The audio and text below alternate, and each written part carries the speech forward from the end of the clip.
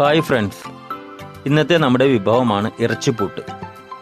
വീഡിയോയിലേക്ക് കടക്കുന്നതിന് മുമ്പായി നിങ്ങളെല്ലാവരെയും ഞങ്ങളുടെ ചാനലിലേക്ക് ഞങ്ങൾ സ്വാഗതം ചെയ്യുന്നു.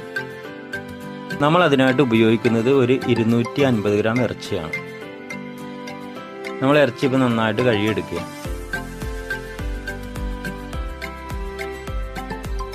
അതിനുശേഷം നമ്മൾ ഈ കാണും പോലെ ചെറിയ പീസായിട്ട് വേണം അരിഞ്ഞെടുക്കാൻ. നമ്മൾ സാധാരണ ഇറച്ചിക്കറിക്ക് എടുക്കുന്ന പോലെ വലിയ പീസായിട്ട് ചെറിയ പീസായിരിക്കണം. അല്പം നെയ്യും ഒക്കെ ഉള്ളതാണെങ്കിൽ അത്ര നല്ലതാണ്. നമ്മൾ ഇതിങ്ങനെ അരിഞ്ഞെടുത്തതിന് ശേഷം ഇനി ചെയ്യാൻ പോകുന്നത്, ഇത് കുക്കറിലിട്ട് ഒരു അരമണിക്കൂർ നേരം നമ്മൾ വേവിക്കും.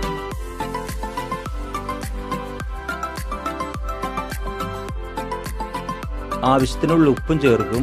ഒരു 1/2 ടീസ്പൂൺ മഞ്ഞൾപ്പൊടിയും നമ്മളിതിലേക്ക് ഇടും.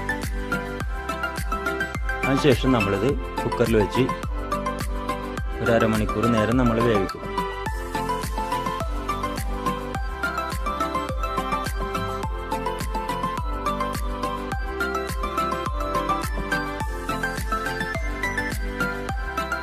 അതിപ്പോൾ അരമണിക്കൂറായി. നമ്മുടെ ഇറച്ചി വെന്തിട്ടുണ്ട്. ഇനി നമ്മൾ മറ്റുള്ള ഇൻഗ്രീഡിയൻസിലേക്ക് നമുക്ക് കടക്കാൻ പോകണം. അതിനായി സവാള വലിയത് ഒരെണ്ണം അരിഞ്ഞത്, തക്കാളി വലിയത് ഒരെണ്ണം അരിഞ്ഞത്, ഇഞ്ചി വെളുത്തുള്ളി പേസ്റ്റ് ആക്കിയത് 2 ടീസ്പൂൺ, കുരുമുളക് പൊടി 2 ടീസ്പൂൺ, മസാലപ്പൊടി ഒരു 1/2 ടീസ്പൂൺ, മല്ലിപ്പൊടി 1/2 ടീസ്പൂൺ, വെളിച്ചെണ്ണ 3 ടീസ്പൂൺ, ഇവയൊക്കെയാണ്. ഇനി നമുക്കിത് പാകം ചെയ്യാനുള്ള പാത്രം വെക്കാം. ഇതിലേക്ക് നമ്മളിപ്പോൾ ഒഴിക്കാൻ പോകുന്നത് ഒരു 3 ടീസ്പൂൺ വെളിച്ചെണ്ണയാണ്. ഈ വെളിച്ചെണ്ണ ചൂടായതിനു ശേഷം നമ്മളെടുത്ത് വെച്ച വെളുത്തുള്ളിയുടെ പേസ്റ്റും ഇഞ്ചിയുടെ പേസ്റ്റും ഒരുമിച്ചാണ് നമ്മളിപ്പോൾ അതിലേക്ക് ഇടുന്നത്. ഇത് ഞാൻ ചൂടായ വെളിച്ചെണ്ണയിൽ കിടന്ന്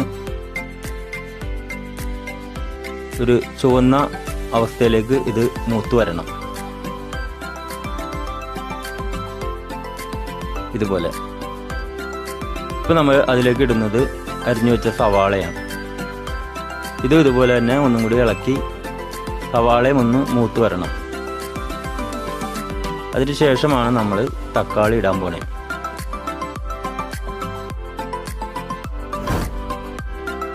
വീണ്ടും നമ്മൾ ഇളക്കിയാണ്. തക്കാളി പെട്ടെന്ന് വാടി വരും. ഈ പരുവത്തിലായി കഴിയുമ്പോൾ നമ്മളിപ്പോൾ ഇടുന്നത് കുരുമുളക് പൊടി 2 ടീസ്പൂൺ,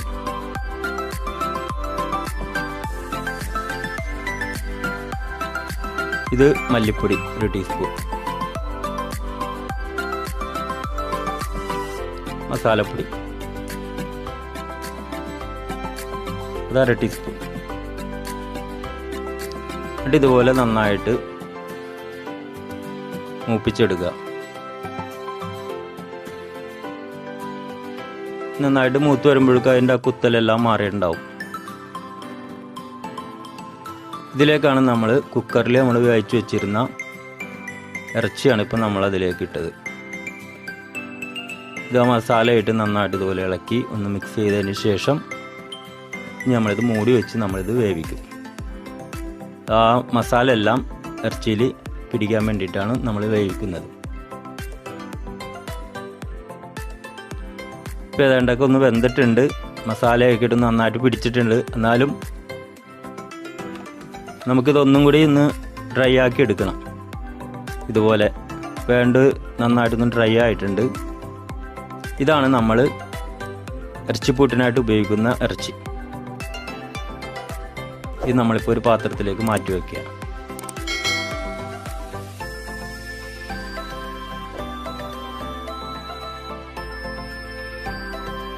ഇനി നമുക്ക് പുട്ട് റെഡിയാക്കുന്നത് എങ്ങനെയാണെന്ന് നമുക്ക് നോക്കാം.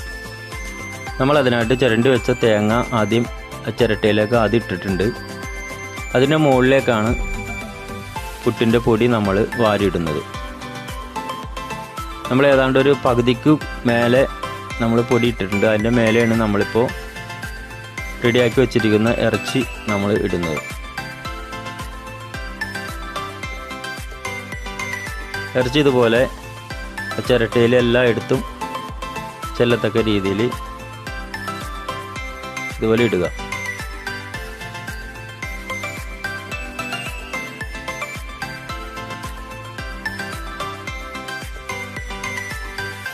ഇനി കാണുന്ന പോലെ പുട്ടുപൊടി കുറേ കൂടി അതിലേക്കിട്ട് നിറയ്ക്കുക. അതിന് മുകളിലും ഇത്തിരി തേങ്ങാപ്പീര ഇട്ട് കൊടുക്കുക. ഇത് നമ്മൾ വേവിക്കുന്നത് കുക്കറിൽ വെച്ചിട്ടാണ്. നമ്മൾ വെള്ളം ഒഴിച്ച് ആവി വരുന്ന കുക്കറിൻ്റെ മുകളിലാണ് നമ്മളിപ്പോൾ ചിരട്ട വെച്ച് വേവിക്കുന്നത്. അപ്പോൾ ചിരട്ട നമുക്ക് കുക്കറിൽ വെക്കണമെങ്കിൽ അതിൻ്റെ മൂട്ടിലുള്ള 3 കണ്ണുണ്ടാവുമല്ലോ, അതിലെ വലിയ കണ്ണ് നമ്മൾ കത്തി വെച്ചോ അല്ലെങ്കിൽ എന്തെങ്കിലും സ്പൂണിൻ്റെ എന്തെങ്കിലും ഭാഗം വെച്ചോ നമ്മളത് ഹോള് കറക്റ്റ് ചെയ്യണം. ഇതുപോലെ കുക്കറിൽ ഇരിക്കാൻ പറ്റണം, കറക്റ്റ് ചെയ്യുക. ഇപ്പോൾ നമ്മളുടെ ആദ്യത്തെ പൂട്ട് ഇതാ വെന്തിട്ടുണ്ട്. നമ്മുടെ ആദ്യത്തെ ഇറച്ചിപ്പൂട്ട് നമ്മൾ എടുത്തു വെച്ചിരിക്കുകയാണ്.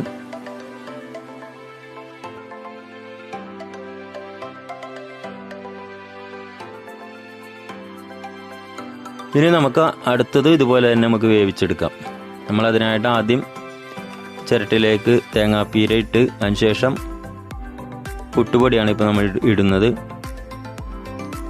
ഇനി നമ്മൾ മുമ്പ് ചെയ്ത പോലെ തന്നെ ഇറച്ചിയാണ് അതിലേക്ക് ഇപ്പോൾ ആഡ് ചെയ്യാൻ പോകുന്നത്.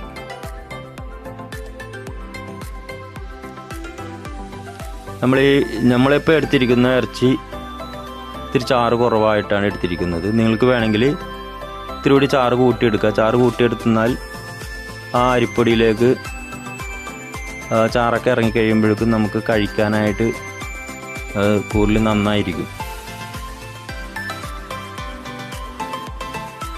വീണ്ടും നമ്മൾ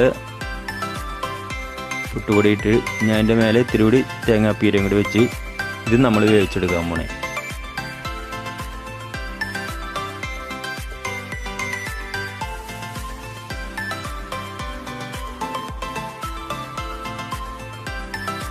നമ്മളെപ്പോഴും പ്രത്യേകം ശ്രദ്ധിക്കേണ്ടത് ഇതിന് തക്ക രീതിയിൽ നല്ലൊരു ചിരട്ട നമ്മൾ റെഡിയാക്കി എടുക്കുക. നമ്മളിപ്പോൾ രണ്ടാമത്തെ പുട്ടും വെന്തിട്ടുണ്ട്. നമ്മൾ സാധാരണ പുട്ട് വേവിക്കുന്നത് പുട്ട് കണയിലാണ്.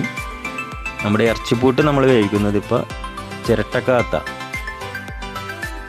അങ്ങനെ ഒരു വ്യത്യസ്തതയും കൂടി ഉണ്ട് നമ്മളുടെ വിഭവത്തിൽ. മൂന്നാമത്തെ ഇപ്പോൾ വെന്തിട്ടുണ്ട്.